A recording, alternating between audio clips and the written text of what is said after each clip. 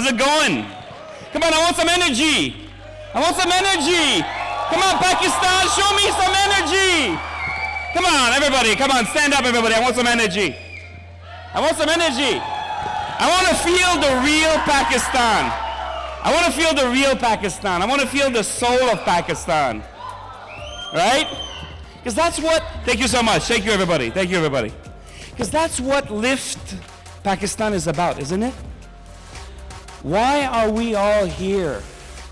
What are we doing here if not lifting Pakistan? Right? You know, one of the reasons why I'm here, guys, is because this kind of energy keeps me up at night. I remember in 2001 when I moved to the Silicon Valley of California, I was 31 years old. At 31 years old, I moved to, at the time, what was considered to be the center of the universe. I remember my wife actually worked at a small business in Palo Alto, California.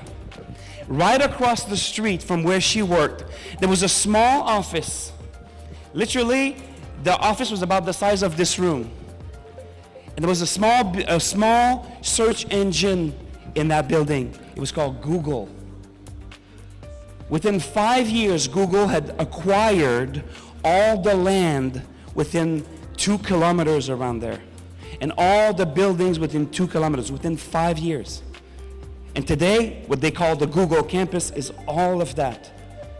Right? So this is what inspiration can do. This is what inspiration can create. This is what organizations like Lift Pakistan can actually bring to Pakistan. But you see, at the core of all of this is not Lift Pakistan. It's you guys. It's what's in your heart. And I'm super excited to be here because before coming here, I actually went to Lahore. We were at the University of Lahore, and I spoke with a lot of students.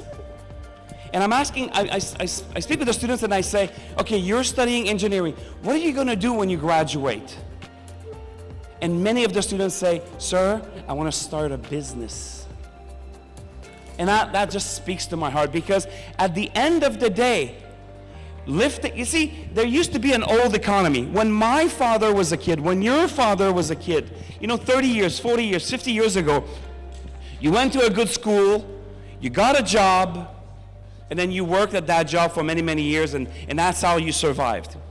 But the world is changing. The world is shifting so fast today that in order to survive, not only as an individual, but also as a country, we all need to get together and we need to listen to that passion, the passion that's coming out of our heart, and we need to turn that into a business. Isn't that true? Is that true? Is this true? That's it. That's the energy, right? It is true. You have to listen to the passion that is in your heart and turn that passion into a business. Now, I've been speaking with a lot of the students, a lot of the investors, a lot of the businesses that have been pitching here. Earlier today, somebody asked me a question. Some young kid who's been starting this business came to me and he said, Mr. Robert, I have one question for you. If somebody wants to tenfold a business, if somebody wants to increase a business by 10 times, what do they have to do? And I looked at him and I said, I'm going to repeat the question to you. You asked me, what does somebody have to do to grow a business by tenfold? He said, yes. I said, because if you ask me, how do I increase my business by 20%? How do I increase my business by 60%? How do I increase my business by 100%? I'm going to have an answer for you. Now, if you ask me how to increase your business by 1,000%, tenfold, I'm going to have a very different answer for you. He said, that's the one I want to have. I said, all right. I say, you see, increasing your business by 20%, 30% is a linear progression. We can work with your clients. We can work with your costs. We can work with your accounting. We can redo your product. We can look at your market. We can work with your sales. And we're going to increase your business by 20, 30, 40, 60% like this. But if you want to grow your business by 1,000%, tenfold, there's only one way to do it. It's not going to be a linear progression. See, growing your business by tenfold is what I call a quantum jump. And a quantum jump is not something that's going to happen in your accounting department. It's not something that's going to happen in your marketing department. It is something that's going to happen in your soul. A quantum jump is only possible when you wake up one morning and you listen to that voice that is inside of you. The flame that's propelling you to actually change your life. You know that little voice that keeps you up at night? You know that little desire that you have to change your life, to make your life more meaningful than the life of your neighbor? You know that little voice that is inside of you? A quantum jump is only possible the moment that you start listening to this voice. The moment that you allow this voice to take over all of your rational thoughts. That's the only time, that's the only place that a quantum shift is possible. When you actually reconnect with yourself. You see, it's very simple. I always say this. I say, you know what? In the world in general, there's only two types of human beings. You can take all the human beings and you can actually reorganize them into two groups of people. On the one hand, you have what I call normal, average, ordinary people. Or NAOP for short. Normal, average, ordinary people. Now, normal, average, ordinary people, whether they have a job or whether they have a business, in their life, what kind of results do you think they get? What kind of results do you think they get? Normal, average, and ordinary results. Right? Now, if you're in this room, if you've invested time, money, and energy to be here, I'm going to make an assumption that maybe that little voice inside of you, maybe that flame inside of you is burning a little bit more than the average person out there. Maybe your flame is a little bit higher than a normal, ordinary person out there. So if you allow your flame to be muted, to be stifled, to be half extinguished and be put out by the energy that emanates from normal, average, ordinary people, no matter what you try to do in life, you will have normal, average, and ordinary results. No matter what you try to do in life, no matter how good your business is, no matter how good your product is, no matter good how your team is, your business will probably grow by 20, 15, 30, 60% per year. If you want your business to grow by 100%, 200%, 1,000% per year, you have to become a different person. Normal people have normal results. You have to become what I call an outlier. Anybody understands the term outlier? Right? An outlier is simply something that does not fit in the mold. See, if we were going to do some mathematical computations, if we were going to do some statistical analysis, the results that we would get would be found in a cluster, right? Do you guys relate to that? And whether we analyze the throughput of the economy, whether we analyze the productivity of people, anything we analyze, the vast majority of the results that we're going to get are going to be shown in a cluster. Do you understand what I mean? Do you understand what I mean? Guys, this is not a TV show. You're watching me live. You can actually react. The vast majority of results show up in a cluster. Yet once in a while, you're going to have a result in life. Let's say we measure the yield of a certain crop. 1 year, let's say we measure the yield of corn year after year after year for, let's say, 150 years. The yield will always show up in a cluster. But then 1 year, the yield shows up completely outside of the cluster. completely outside of the norm, completely outside of what is expected. So statisticians and mathematicians have come up with a term for that. It's called an outlier. It's something that stands out. Now, an outlier is something that cannot be computed. An outlier is something that cannot be predicted. An outlier is something that is not normal, not ordinary, and not average. If your life can be computed, if I can predict your life by looking at your friends, by looking at your parents, by looking at your brothers and sisters, if I can predict your life by having a 5-minute conversation with you, your results in life are going to be normal, average, and ordinary. See, what I'm trying to tell you guys is this. It doesn't matter if you have the most beautiful product. It doesn't matter if you have the most beautiful strategy. Who you are,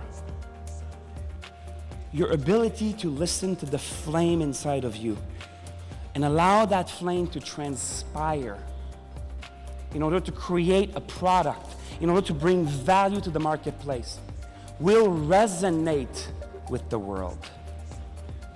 When you allow who you really are, not the normal person, but the true outlier inside of you. When you allow that true outlier to pierce through, to come out, the business that you will build has no limit. Do you understand that those statisticians, those mathematicians have been trying to understand and compute success for over 1 century? They look at demographics, they look at age, they look at education, they look at where did you start in life, they look at your looks, they look at your connections, they look at your contacts. Are you more left-brainer? Are you more right-brainer? They analyzed every possible variable to try to understand what makes a person successful. And you know what the consensus is? There is no average. See, there's people who come from places that you would think, my God, this is impossible for somebody to become successful. And yet, these people become multimillionaires and billionaires. Jack Ma, the founder of Alibaba, is a great example. Yet there are people who, by all definitions, should have everything. They have the right parents, they have the right education, they grew up in the right society, they were surrounded by the right people, they had all the money in the world, and yet they failed to meet standards that are above average. So what I'm trying to tell you is this: if you are here because you want to be more successful than normal, average, ordinary people, you're going to have to start listening to that flame inside of you. Now, I'm gonna finish by telling you this. I have been hanging out with those people for the last 25 years of my life. I have been looking at those people for the last 25 years of my life. I have had the privilege of sharing the stage in America with celebrities like Sylvester Stallone, Al Pacino, Mark Zuckerberg, his sister Randy Zuckerberg.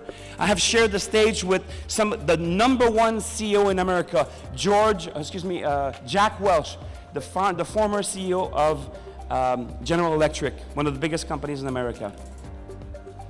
I have interacted with those people for over 25 years. And what I did is one day, sat down and I computed in my head, what is it that makes somebody an outlier? So if you have a piece of paper, I'm going to tell you it's basically 4 things. 4 little things. See, outliers share what I call the 4 keys to success. Number 1, emotional mastery. You see, when normal, average, ordinary people see something change in their environment, it affects how they feel. Oh my God, it's raining today. I guess we're gonna have a sad day. The guy gets in his car in the morning, and then the wife forgot to fuel the car. He's like, oh, no gas in the car again. How many times have I told her to put gas in the car when she fuels the car? Right? There will always be a reason. There is always a reason. You know, your favorite suit is at the dry cleaner. There's always going to be a reason. Outliers have one thing in common. They have this ability to filter out anything that happens in the world and still be in control of how they feel internally. I call it emotional mastery, number one. Number two, physical mastery. You see, when you build a business, you don't work for anybody else except yourself. When you build a business, you may have to pull a 25 hours in a row. Just ask the founders and the chairman of this event. You know, I've been hanging out with Amjad and Kuram for the last 4 or 5 days. These guys have basically been working 20 hours a day for the last 5 days. Absolutely, they deserve it. When you are a business person, you need to have more energy than a normal, average, ordinary person. In fact, I'm going to define it like this. If your level of energy is the same as a normal person, you are a normal person. Therefore, you're going to get normal results in life. So what does that mean? That means that you need to figure out how your own body works. If you eat like normal people, you're going to have normal results in life. There are so much information, free information about nutrition and how to power your body, how to make your body stronger. And if you need, as an entrepreneur, as an outlier, you need to look into that and you need to find out exactly how to make your body a machine. Number three, I call it knowing yourself. You see, without going into a treatise in psychology, I'm going to tell you this. Psychologists and sociologists pretty much all agree on this. You don't know who you are. Statistically speaking, the person you are convinced to be, you're sitting in this chair, the person you are convinced to be, the definition you have about yourself and who you really are two different human beings. See, you may think you're an apple, but in truth, you're a banana. And as long as you pretend to be an apple, you will never have the banana results that you deserve in life. So you need to find out exactly what fruit you are and accept it and live like that. Now, there's a lot of free tools out there. They're called psychometric analysis. Lots and lots of tools that can help you understand exactly what your strengths are, what your weaknesses are. It's your job to recognize what your strengths are and start living a life that is aligned with your strengths. Stop trying to overcome your weaknesses. Align your life with your strength. See, your strengths are your unfair advantages in this world. You need to align yourself with that. You need, when you decide what you're going to do inside of your business, look at your inner strengths. If you're more left brain, do not become the marketer of the business. If you're more right brain, do not become the accountant of the business. That make sense? And the number four, the fourth key to success is this. The fourth key to success is you have to know the world. You see, business at the core, at its purest form, is a simple exchange of value for value. That's what business is. In fact, if we had a lawyer in the room, we could ask a lawyer, what is the legal definition of a business? And the legal definition of business is an exchange of consideration for consideration. I say it's an exchange of value for value. So your job in business is to create value and exchange value. This is something that happens between two human beings. Business is a simple exchange that happens between two human beings. Therefore, you need to know who you are, but you also need to understand human beings in general. You need to understand how human beings think, because you're going to have to interact with human beings in order to become successful in business. So you have it, guys. See, business or massive success in business is not a linear progression. Linear progression is for normal, average, ordinary people. People who are satisfied with increases of 10, 15, 20, 30%. If you want to tenfold your business, there is one rule. You have to be willing to stand out in the crowds. You have to be willing and to be the person that you are meant to be. If you were meant to be a banana, live the life of a banana. Stop trying to be an orange, a pineapple, or another fruit.